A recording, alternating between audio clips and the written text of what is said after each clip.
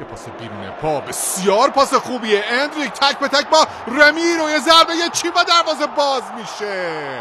حساب کار 1-1 مساوی میشه.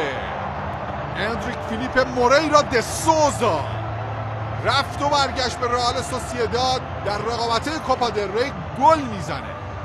امید اول گلزنی رئالی ها باعث میشه که برای نخستین بار در این مسابقه صعود حالا مادرید رو بشنویم در ورزشگاه سانتیاگو برنابئو.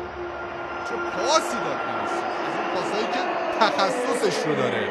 ببینیم با هم چه پاسی بی‌نظیر بود پاس وینیسیوس.